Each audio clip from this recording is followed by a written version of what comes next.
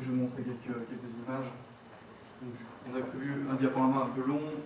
Je vais passer quelques images pour pas répéter ce qui a déjà été dit. Bien expliquer les différentes possibilités. Voilà, c'est ça, les fonctions. Le contexte de développement, brièvement, on voit bien le contexte dans lequel on est. On utilise de plus en plus des outils mobiles. C'est une photo d'une représentation de Benoît XVI en 2005.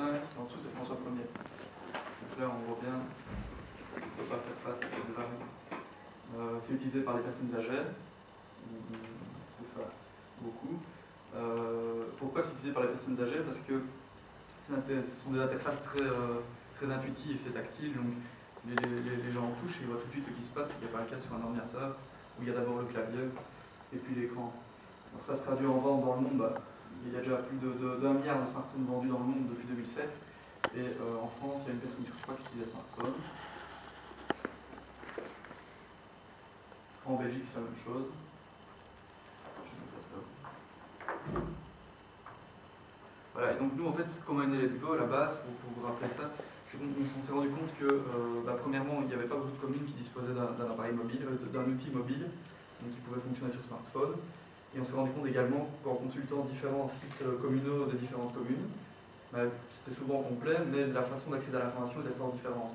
Donc, pour accéder à une information touristique ou une information administrative, le parcours sera totalement différent.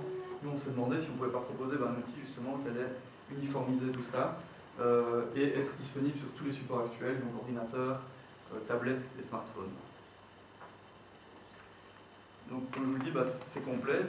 On développe sur Android, ça c'est plus de 4000 marques Android, iOS, c'est Apple, et ordinateur, ça fonctionne sur tous les navigateurs. Au niveau du contenu qu'on propose, c'est 100% pour le divertissement. On ne va pas aller chercher des informations administratives, justement purement administratives, qui intéresseront certaines personnes. Ici, on essaie vraiment de généraliser l'information et surtout cibler le loisir. Donc, on enseigne les informations de première nécessité. Comme Mme Jupré vous l'a dit, donc, il y a 5 catégories: les événements, les commerces, les infos touristiques, les actualités communales et les infos communales. Je ne sais pas si vous avez déjà eu l'occasion de télécharger l'application sur votre téléphone. Et donc, une fiche d'événements, elle se présente comme ceci. Donc, on a illustré avec ce qui est déjà présent sur Trove. Par exemple, ici, il y a une chasse aux œufs qui est organisée le 20 avril à l'école communale. Et donc, vous avez un code hashtag, un lieu d'événement, une description, un horaire de début et de fin, un prix d'entrée, un email de contact, numéro de téléphone, adresse. Donc, vous avez absolument tout ce qu'il faut pour vous informer sur cet événement. Le numéro hashtag, c'est un numéro qui est attribué à toute fiche, qu'elle soit événementielle, commerciale, touristique, ou que ce soit une fiche d'actualité. Elle possède son numéro, et donc ce numéro vous permet d'accéder directement à la fiche. Si vous ouvrez l'application et qu'on vous dit je connais un bon coiffeur, le numéro hashtag atro c'est 57, à ce moment-là on va dans le menu principal de l'application, on rentre 57, on valide, on arrive tout de suite sur l'information. C'est un raccourci. Alors pour les commerces, on a à peu près la même fiche pour les événements. Les infos touristiques donc, proposent un diaporama d'images encodé par la commune, donc on peut en mettre 10, ici on en voit 3. On peut commenter également, on a un historique, on peut augmenter la taille du texte, des fiches également. Par exemple, si une personne se déplace dans les bois, elle ne voudra pas forcément se rapprocher de son écran, elle préfère augmenter la taille du texte, donc c'est un petit outil pratique. Il y a une fiche de la maison du tourisme. Les balades.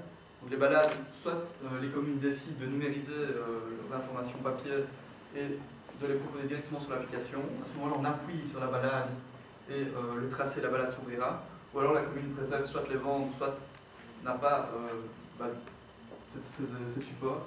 À ce moment-là, elle décrit simplement la balade comme ça.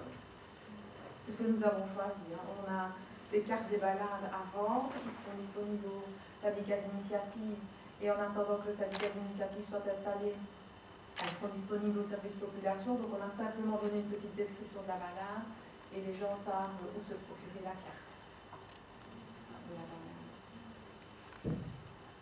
Alors au niveau des informations administratives, donc vous avez bien sûr les renseignements des membres du collège communal. Tous les services sont repris, donc population, passeport, permis de conduire, etc.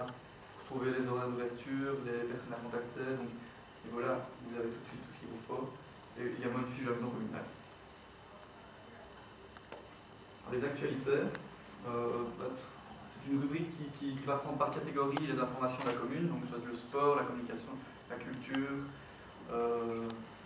l'organisation de grands événements peut mériter son article dans l'application.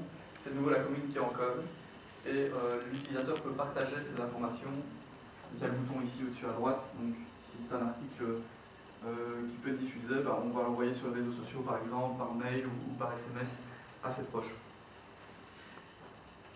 Et tout ce que je viens de vous présenter ici est également disponible sous forme web. Donc vous retrouvez les fiches d'événements, de commerce, d'infos touristiques et d'actualités également sur Internet. Ce n'est pas l'objectif premier, mais dans un premier temps, on a décidé quand même d'offrir cette possibilité-là, parce qu'on sait bien que tout le monde n'est pas encore sur smartphone. Par exemple, si un commerçant âgé s'inscrit et n'a pas encore de smartphone, il voudra quand même voir sa fiche sur le web et pouvoir dire à ses clients je suis présent sur la plateforme Let's Go et vous pouvez me voir sur ordinateur. Donc voilà la raison principale de l'existence de sites web de consultation.